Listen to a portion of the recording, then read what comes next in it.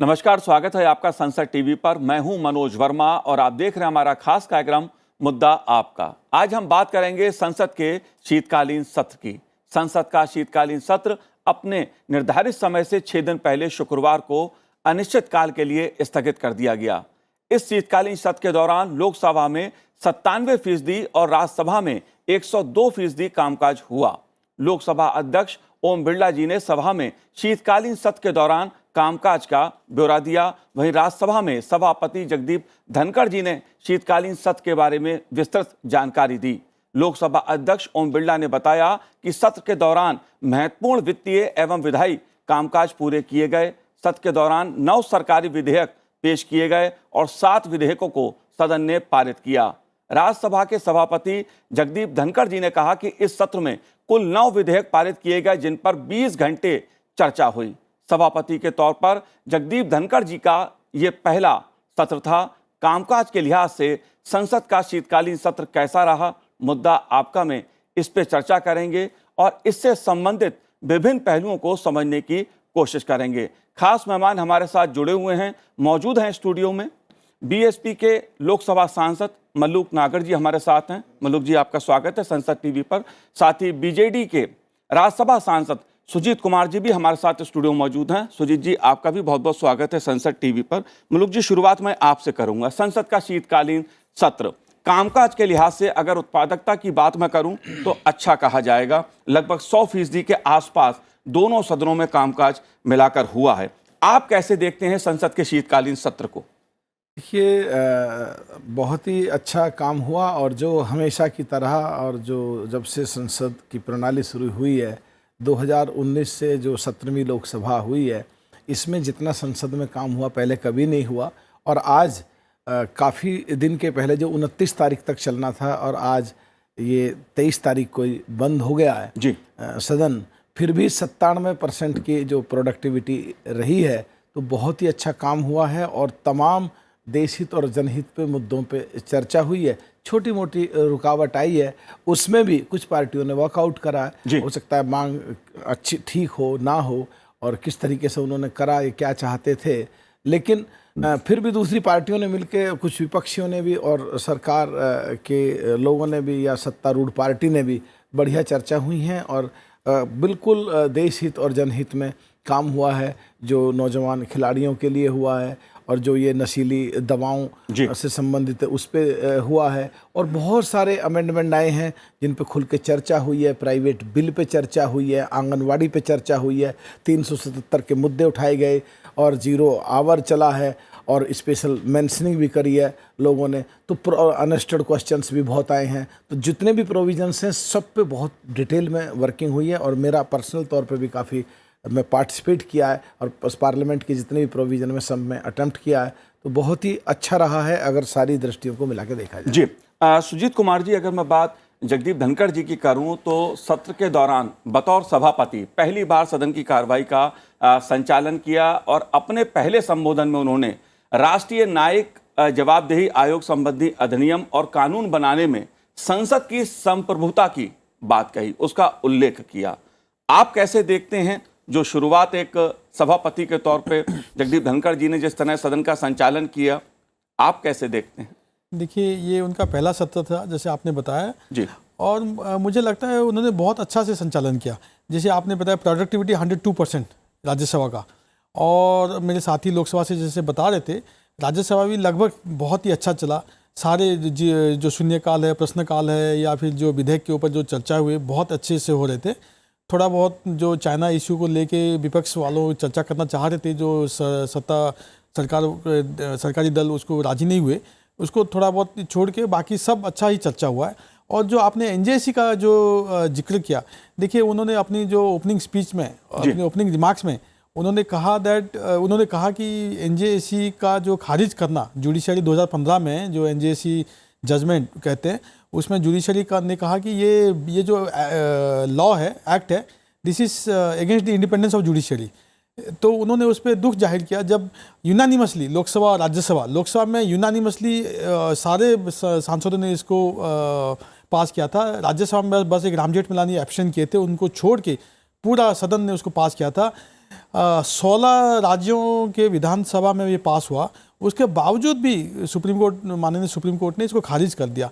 तो मेरा व्यक्तिगत भी ये है कि ये गलत हुआ था, क्योंकि डेमोक्रेसी में विल ऑफ द पीपल जो कहते हैं हम लोग, जो मैंडेट ऑफ द पीपल जो सुप्रीम होता है, उसको सुप्रीम कोर्ट जो टिरेनी ऑफ द अनइलेक्टेड भी कहते हैं कुछ लोग, तो ये गलत मैसेज गया था देश में, और उसी का जिक्र किया था धनखड़ जी ने। तो मैं खुश हूँ, ये जो मैं हमेशा आपके ये जो संसद टीवी में चर्चा में मैं कहता रहता हूँ कि बहुत दुख लगता है जब संसद में हंगामा होता है, शोर शराबा होता है। संसद में हम लोग को भेजते ही हैं लोग अपने जो कॉन्स्टिट्यूंसी की बातें करने के लिए, राज्य की बातें करने के लिए, लोगों की समस्याएं जो हैं वहाँ संसद में आके उसको पेश करने के लिए, उसको समाधान और हल उसका निकालने का कोशिश करने के लिए। विशेषकर मेरा तो ये मानना है कि शून्यकाल और प्रश्नकाल, ये दोनों जो प्लेटफॉर्म्स हैं, इसका कभी भी डिसरप्शन नहीं होना चाहिए। भले ही आप कभी कभी शोर शराबा, ठीक है, एक डेमोक्रेसी का थोड़ा बहुत पार्ट है, बट इसका शून्यकाल और प्रश्नकाल दो सबसे अहम जो प्लेटफॉर्म्स एक संसदीय प्रणाली में है, उसको कभी भी हम लोग डिस्टर्ब नहीं करना चाहिए। और मुझे खुशी है कि इस बार बहुत अच्छा प्रोडक्टिविटी रहा है।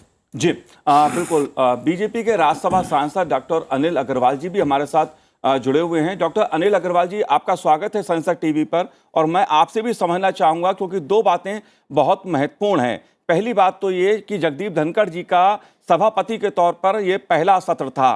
कामकाज के लिहाज से उत्पादकता 102% रही राज्यसभा की। आप कैसे देखते हैं? और एक बात जो बहुत महत्वपूर्ण सभापति जी ने कही है कि कानून बनाने में संसद की संप्रभुता का जिक्र उन्होंने अपने संबोधन में किया, इसको आप कैसे देखते हैं?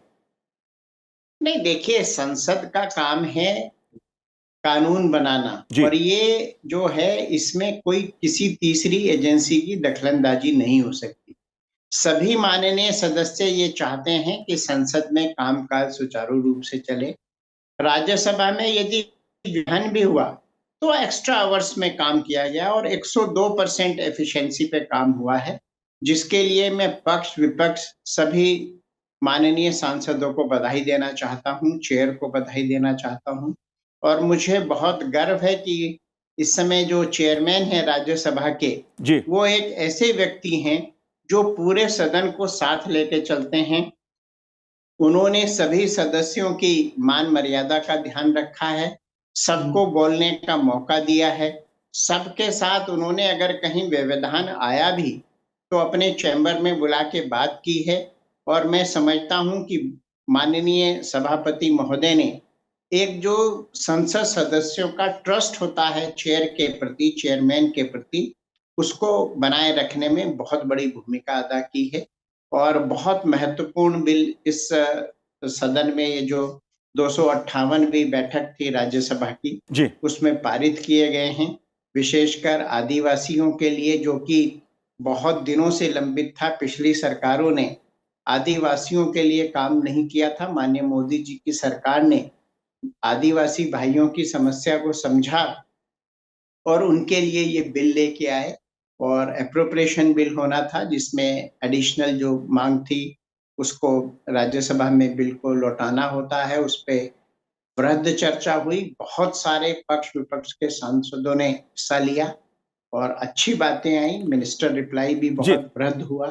लेकिन मुझे लगता है कि ये 258वीं जो सदन की जो बैठक थी राज्यसभा की, वो बहुत सफल रही।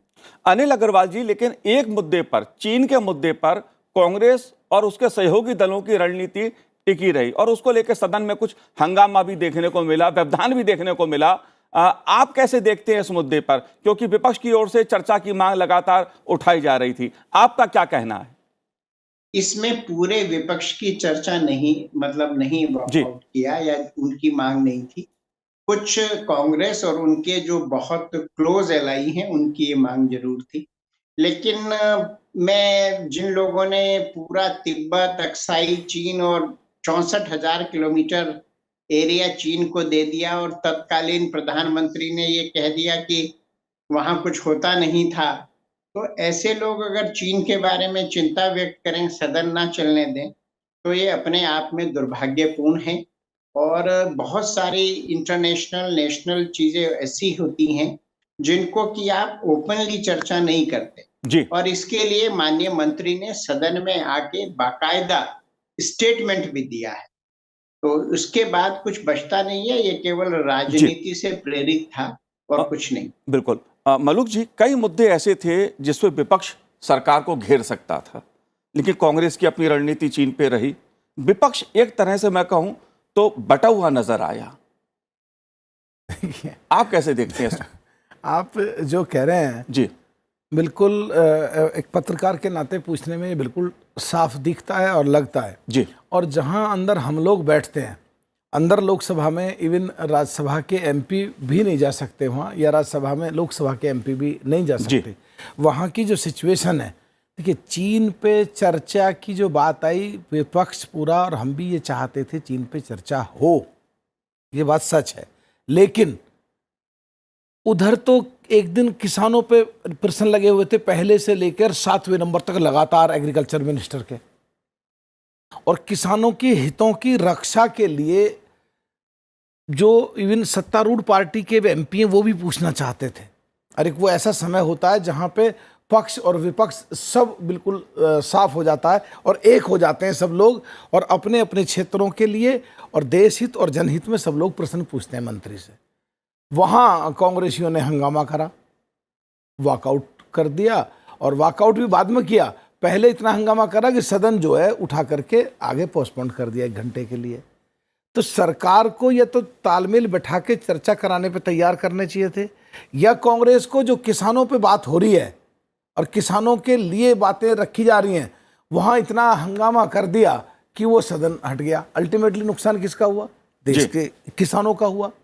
ऐसे ही पहले एक बार कांग्रेस पे किसानों पे चर्चा प्रश्न आए, वहाँ कांग्रेसियों ने हंगामा कर दिया, वो अपने नेताओं की सुरक्षा मांग रहे थे। तो दो ही तो पक्ष और विपक्ष दो ही तो हैं आज। हम लोग तो कई 10 एमपी हैं, किसी के 5 एमपी हैं, किसी के 18 एमपी हैं, या तो भाजपा और उसके साथी दल या कांग्रेस।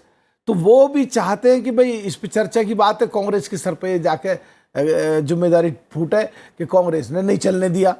और नहीं तो किसानों पे इतनी बढ़िया चर्चा होनी चाहिए थी। तो उस किसानों के हकों को उस समय दबाया गया, और जो लोग हमको चुनाव जिता के करीब 18 लाख 20 लाख लोग होते हैं जो वोटर होते हैं, और 6 लाख के करीब मिनिमम जीत के लिए वोट चाहिए होती हैं, वो बेसिकली हमको अधिकृत करते हैं कि जाओ, हमने अपनी शक्तियां तुम्हें दी, तुम देश की संसद में जाओ और हमारे लिए, हमारे हितों में और देश हित में काम करो।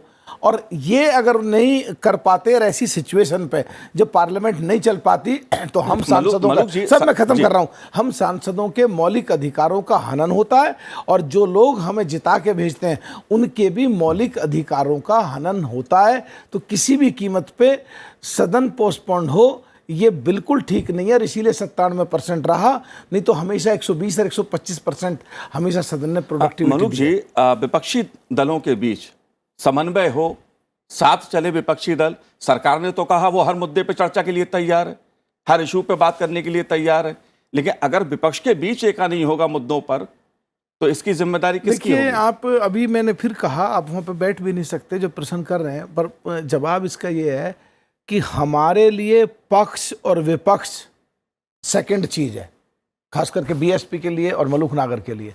हमारे लिए देश हित और जनहित सबसे पहले है, और जो हमको ठीक लगता है हम वो करते हैं। जैसे हम चाहते थे भी चयन चर्चा हो, बिल्कुल ठीक, लेकिन हम साथ में ये भी चाहते थे कि सदन पोस्टपोन्ड ना हो, और कई दिन पोस्टपोन्ड। जो किसानों के हित की बात है, गरीबों के हित की बात है, दबे कुचलों के हित की बात है, SC ST के हित की बात है, पिछड़ों के हित की बात है, उन पर चर्चा होनी चाहिए। अब 3 बिल थे अमेंडमेंट जो ST से संबंधित थे, और जिनमें आदिवासियों को पूरे देश जब से आज़ाद हुआ है उनके हितों की रक्षा होने के लिए हम लोगों को जरूर चर्चा करनी चाहिए थी, और चर्चा करी भी है। जम्मू कश्मीर में वो 29.4% मुसलमान गुजर हैं जो ST में आते हैं, आदिवासी में आते हैं, पाकिस्तान और हिंदुस्तान की बाउंड्री पे, और उस समय चर्चा ना हो और उनके हितों की बात ना रख पाएं, ये सरकार की तरफ से कोई कमी रह जाए और हम बात ना रख पाएं तो क्या है? बिल्कुल, सदन चलता है तो मुद्दों पर चर्चा भी होती है। मैं सुजीत जी आपसे समझना चाहता हूं कि राज्यसभा में ग्लोबल वार्मिंग पर 3 घंटे से अधिक समय चर्चा हुई। इसी प्रकार लोकसभा में मादक पदार्थों, नशीली दवाओं पर चर्चा हुई। अच्छी चर्चा शीतकालीन सत्र में विभिन्न मुद्दों पर देखने को मिली। आप कैसे देखते हैं कि ग्लोबल वार्मिंग का मुद्दा आज पूरी दुनिया के लिए एक बड़ा अहम मुद्दा है, दुनिया के लिए एक चेतावनी बना हुआ है, आपका क्या कहना है? देखिए, ग्लोबल वार्मिंग ये रियलिटी है और इसमें पूरी दुनिया की नज़र है और पूरी दुनिया इसमें चिंता जाहिर कर रही है और ये हिंदुस्तान के लिए एक बहुत बड़ा अपॉर्चुनिटी भी है और हिंदुस्तान अभी इसमें लीडरशिप रोल प्ले कर रहा है ग्लोबल वार्मिंग में। जैसे हम लोग ग्लोबल साउथ जो कहते हैं, जो डेवलपिंग कंट्रीज़ हैं, वहाँ पे सब जो डेवलपिंग कंट्रीज़ हैं वो हिंदुस्तान की तरफ देख रहे हैं, भारत की तरफ देख रहे हैं कि हिंदुस्तान का लीडरशिप कैसे रहेगा। और हम लोग नेट जीरो का जो कमिटमेंट दें 2070 तक ऑनरेबल प्राइम मिनिस्टर ने कहा है कि हिंदुस्तान हमारा जो देश है वो नेट जीरो कार्बन एमिशन वाला कंट्री बन जाएगा और 2030 तक जो हमारा जो इलेक्ट्रिसिटी का जो कंजम्पशन है, अभी हम लोग का मैक्सिमम आ रहा है, 93% आ रहा है हम लोग का जो ये फॉसिल फ्यूल से, कोयला हुआ, ये हुआ। तो प्रधानमंत्री जी का और गवर्नमेंट का ये है ऐलान किया हुआ है कि 2030 तक 50% ऑफ आवर एनर्जी नीड्स जो है वो रिन्यूएबल सोर्सेज, ग्रीन सोर्सेज जो कहते हैं, जो सोलर हुआ, विंड हुआ, जियोथर्मल हुआ, मिनी हाइड्रो हुआ, इससे पूर्ति की जाएगी। तो ये बहुत बड़ा इश्यू है, लेकिन इसके लिए एक अपॉर्चुनिटी भी है। जैसे हम लोग अभी डिपेंडेंट हैं जो खाड़ी देशों से, मिडिल ईस्ट कंट्रीज से पेट्रोलियम एंड पेट्रोल प्रोडक्ट्स के लिए।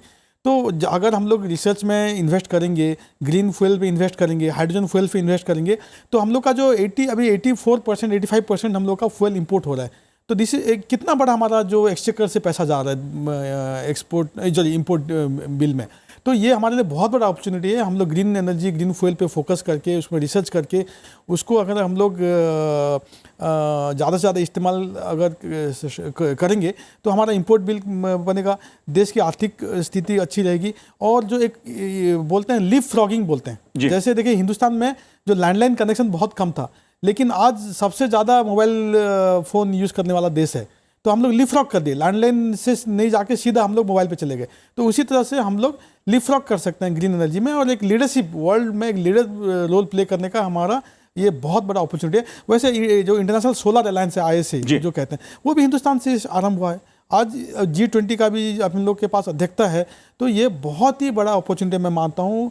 जो ग्लोबल वार्मिंग वैसे बहुत ही कंसर्निंग है, लेकिन हमारे देश के लिए बहुत बड़ा अपॉर्चुनिटी है to play the leadership role. जी बिल्कुल, एक अच्छी चर्चा राज्यसभा में ग्लोबल वार्मिंग पे देखने को मिली। मलुक जी, आप कुछ कहना चाह रहे हैं? मैं कहना चाह रहा हूँ कि साहब, एक सरकार को भी ग्लोबल वार्मिंग के लिए, जो डेवलपिंग कंट्री पहले थे और अभी डेवलप्ड कंट्री हैं और हमारा डेवलपिंग कंट्री है, इसका एक बहुत बड़ा कंपनसेशन लेना चाहिए कि भाई जब तुमने मजे लिए, हमें तुम्हारा पॉल्यूशन झेलना पड़ा जी, अब हम तुम्हें सांस नहीं आ रहा, तुम्हारी दिक्कत है, तो चलो हम जीरो पे लेने की कोशिश करते हैं, पर हमें इसकी कीमत चाहिए क्योंकि हमने तुम्हें झेला है, हमारे देश ने तुम्हें झेला है। और उस पैसे को किस तरह देश में हम ग्लोबल वार्मिंग से कैसे बचें और उससे जो पॉल्यूशन हो रहा है उससे कैसे बचें, उसके लिए चाहिए जब बाढ़ आती है तो उस पानी को, जो माननीय अटल बिहारी वाजपेयी स्वर्गीय प्रधानमंत्री पूर्व रहे हैं, जो उनकी सोच थी कि ऐसे मिलाएं जहां सूखा पड़ता है वहां तो वो पानी पहुंच जाए, तो वहां तो फसल ज़्यादा हो जाए, हरियाली, और जहां बाढ़ से फसल मर जाती है वहां फसल मरे ना। तो जो ऑटोमेटिक जो देश के जो जीरो की तरफ, कार्बन की तरफ जा रहे हैं, उसमें बहुत बड़ी सुविधा और बहुत बड़ी सहायता मिलेगी और उसका कंपनसेशन लें। और जो मेट्रोपॉलिटन सिटीज़ हैं, जो दिल्ली है, कलकत्ता है, मद्रास है और बेंगलोर है, तो इन चारों के आसपास जो पेड़, जहाँ जैसे दिल्ली में कई सौ एकड़, हजारों एकड़ में कीकर लगे हुई हैं, वहाँ पीपल और नीम के पेड़ लगाए जाएं जिससे मैक्सिमम ऑक्सीजन हो और जीरो पॉइंट पे जो ले जाना चाहते हैं हम विश्व के पैमाने पे, माननीय प्रधानमंत्री की छवि बढ़िया हो और हमारे देश का नाम ऊपर आए, तो ऐसा जरूर कुछ ना कुछ ये भी करना चाहिए। जी अनिल अग्रवाल जी, अगर मैं राज्यसभा की बात करूं तो ये सही है कि उत्पादकता 102% रही राज्यसभा के कामकाज की, लेकिन राज्यसभा की कार्रवाई में बाधा के चलते 1 घंटा 46 मिनट का समय बर्बाद हुआ। इस स्थिति को आप कैसे देखते हैं? यह समय बर्बाद क्यों हुआ? नहीं, देखिए, ये कांग्रेस के जो हमारे सांसद हैं उनके अड़ियल रवैये के कारण हुआ है, लेकिन बाकी संसद सदस्यों ने जिसमें अधिकांश नॉन बीजेपी के भी हैं।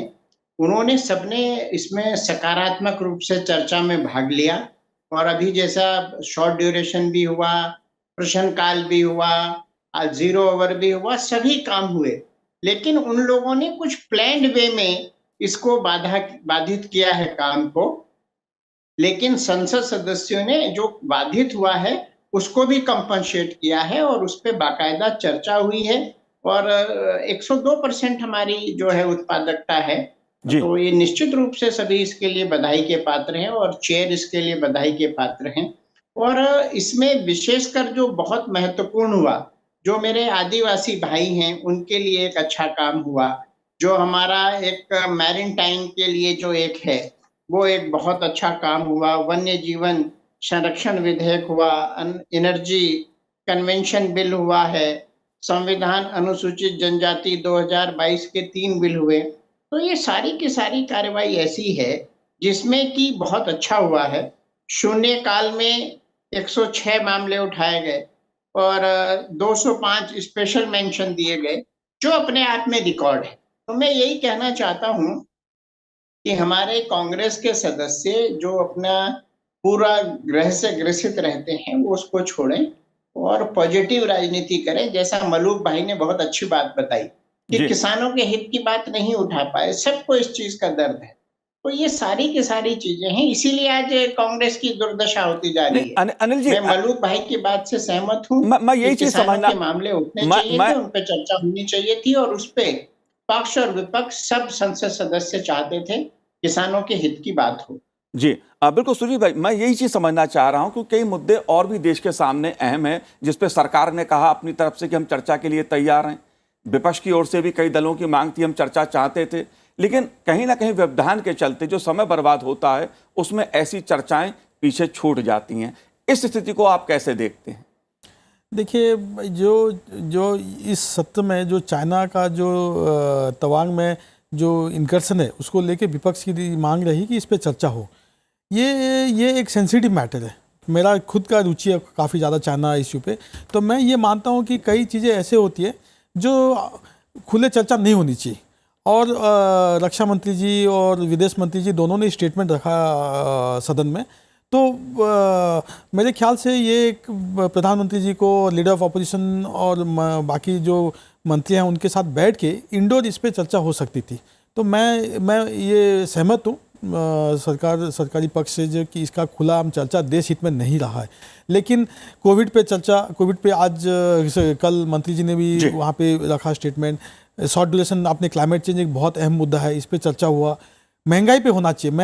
मैं इस पे भी चर्चा होने के लिए सरकारी पक्ष थोड़ा सा नाराज, मतलब ये सामने नहीं आए। लेकिन मेरा ये हमेशा मांग रहा है कि महंगाई को, बेरोजगारी को लेके चर्चा होनी चाहिए, क्योंकि ये दो बहुत अहम मुद्दे हैं। अभी ठीक है, अभी कुछ हफ्तों से महंगाई का थोड़ा सा दर कम हुआ है, लेकिन महंगाई बहुत ज़्यादा है। आज देश में जैसे कंज्यूमर प्राइस इंडेक्स लेंगे तो 7% के आसपास है। तो और आप देखिए मतलब कीमतें कैसे बढ़ी है। तो जो मध्यवित्त परिवार हैं, गरीब परिवार हैं, उनके ऊपर इसका बोझ आता है। बेरोजगारी बहुत ज़्यादा है। तो इस पे चर्चा बिल्कुल होनी चाहिए। हमारी अर्थव्यवस्था बहुत अच्छा है। मैं ये नहीं कह रहा हूँ कि हमारी अर्थव्यवस्था बाकी देशों से खराब है। आज एक हमारी अर्थव्यवस्था बाकी देशों से कई अच्छा है। हमारी growth rate, GDP growth rate अभी 6.5-7% के आसपास है, जो कि लार्जेस्ट ग्रोइंग इकोनॉमी है। लेकिन महंगाई और बेरोजगारी रियलिटी है। तो इस पर चर्चा करने के लिए सरकार को सामने आना चाहिए था। पता नहीं क्यों घबरा के सरकार इसमें सामने नहीं आई, तो इसमें चर्चा नहीं हुई। जी, लोकसभा में तृणमूल कांग्रेस के सांसद सुनील कुमार मंडल जी भी हमारे साथ जुड़े हुए हैं। सुनील कुमार जी, नमस्कार जी, आप कैसे देखते हैं संसद के शीतकालीन सत्र को? जो शीतकालीन सत्र की उत्पादकता रही वो करीब 97% से ज्यादा रही। Thank you. अरे ठीक ही है। तो अब एक काम क्या है अभी, जी, अभी जो चल रहा है शीतकालीन सत्र जो चला था, इसमें आप देखिए प्रॉब्लम क्या है। जो सरकार का जो चर्चा जो हो रहा है अभी, जो शीतकालीन सत्र में जो 29 तारीख तक चलने का बात था, अभी नहीं हुआ। अभी नहीं हुआ। क्यों जी। नहीं हुआ? जे शीतकालीन सत्र में जो हमारा जो विपक्ष का जो डिमांड था, वो डिमांड में गवर्नमेंट का मालूम नहीं है मेरा, ये गवर्नमेंट का क्या हुआ, अभी क्या चल रहा है, ये क्यों 29 तारीख को 23 तारीख तक क्यों बंद हुआ? अभी जो चला था, जो डिमांड था लास्ट 2 दिन, तो हमारा साथ तो नहीं चला। पहले दिन भी बंद हुआ, अभी हमेशा ही स्पीकर जी। बंद कर देते हैं और डिमांड नहीं माना। This is a very big problem था। जी, दो ऐसा महत्वपूर्ण नहीं मुद्दे होना हैं। चाहिए। मेरे पास जो समय। चीन का पारे जी सुनील जी, मेरे पास समय की कमी है, लेकिन अनिल अग्रवाल जी, मैं आपसे जानना चाहूंगा, क्योंकि सुजीत कुमार जी ने 2 बातें कही हैं, महंगाई की और बेरोजगारी की, कि इस पे भी चर्चा होती तो अच्छा रहता। इस पे आपका क्या कहना है? देखिए, एप्रोप्रिएशन बिल में महंगाई पे सब लोगों ने अपनी बात रखी। माननीय वित्त मंत्री जी ने बड़ा स्पष्ट किया। सुजीत भाई भी इस बात से सहमत हैं कि आज फास्टेस्ट ग्रोइंग इकोनॉमी भारत है और कंज्यूमर प्राइस इंडेक्स को जो है कंट्रोल किया गया है, और भारत का जो रुपया है जापान, साउथ कोरिया, इंडोनेशिया, ऐसे बहुत सारे कंट्रीज के सापेक्ष मजबूत हुआ है। जहां तक अभी मेरे मित्र ने, तृणमूल सांसद ने जो एक बात कही कि 29 तक चलना था, 23 को समाप्त कर दिया, मैं आपको स्पष्ट करना चाहूंगा कि बहुत सारे संसद सदस्यों ने, जिसमें कांग्रेस भी थी, हमारे नॉर्थ ईस्ट के साथी भी थे, हमारे डीएमके के भी साथी थे, और भी बहुत थे, उन सबकी ये डिमांड थी कि साहब 25 को क्रिसमस है और हम लोगों का क्रिसमस के बाद का भी कई दिन का कार्यक्रम रहता है, तो जो हमारे क्रिश्चियन मित्र हैं जी। उनकी भावनाओं को ध्यान में रखते हुए ये जल्दी सत्र का सत्रावसान हुआ है। सरकार किसी भी मामले में पीछे हटने को तैयार नहीं है। हम हमेशा चर्चा के लिए तैयार हैं। सरकार ने पूरी कोशिश की है कि समन्वय बनाया जाए, और इस बार माननीय चेयरमैन साहब को मैं बधाई देना चाहता हूं, नेता सदन को बधाई देना चाहता हूं, माननीय हमारे मंत्री संसदीय कार्य को बधाई देना चाहता हूं कि हर दिन लगभग बीएसी की बैठक, अदर देन चैम्बर में चेयरमैन साहब के बैठक, और हर संभव कोशिश की गई है कि सदन चले, और उसका रिजल्ट भी आया है। अदरवाइज अगर आप मानसून सत्र से इसका कंपेयर करें तो उसमें व्यवधान बहुत ज्यादा था। इस बार कंपैरेटिवली व्यवधान कम हुआ है। जी। ये सरकार की कोशिशों से ही हुआ है। ऑफ कोर्स इसमें हमारे विपक्षी और सभी दलों का सहयोग भी रहा है। और जी। अंत में मैं ये कहना चाहूंगा कि सरकार हर मुद्दे पे सकारात्मक चर्चा के लिए तैयार है। सुजीत भाई ने देखिए स्पष्ट किया कि माननीय रक्षा मंत्री जी, माननीय विदेश मंत्री जी ने सदन में आके बाकायदा स्टेटमेंट दिया। कोविड के मामले में माननीय हमारे स्वास्थ्य मंत्री जी ने आके पूरी चर्चा की, बताया। तो सरकार किसी भी मामले को छुपाना नहीं चाहती, और हम जी, चाहते हैं बिल्कुल। सबके सहयोग से देश आगे बढ़े। देश की जनता दोनों सदनों में, और विशेषकर राज्यसभा जो ऊपरी सदन है, अपर जी, हाउस है, बिल्कुल उसको बिल्कुल बहुत अनिल जी। सम्मान के साथ देखती है, और ये हम संसद सदस्यों की भी जी, जाहिर जिम्मेदारी सी है कि हम इस सदन की गरिमा को बनाए। जाहिर सी बात है, सदन चलता है तो आम जनता के मुद्दे भी सदन में उठते हैं, उस पर चर्चा भी होती है। जिस प्रकार वर्ष 2022-23 के लिए अनुदानों की अनुपूरक मांगों पर लोकसभा में 10 घंटे और 53 मिनट चर्चा हुई, ये अपने में दिखाता है कि सदन चलता है तो चर्चा होती है, संवाद होता है। आप चारों ने इस कार्यक्रम में भाग लिया, बहुत बहुत शुक्रिया, बहुत बहुत धन्यवाद संसद टीवी से बात करने के लिए। तो आज इस कार्यक्रम में इतना ही, मुझे दीजिए आज्ञा, नमस्कार।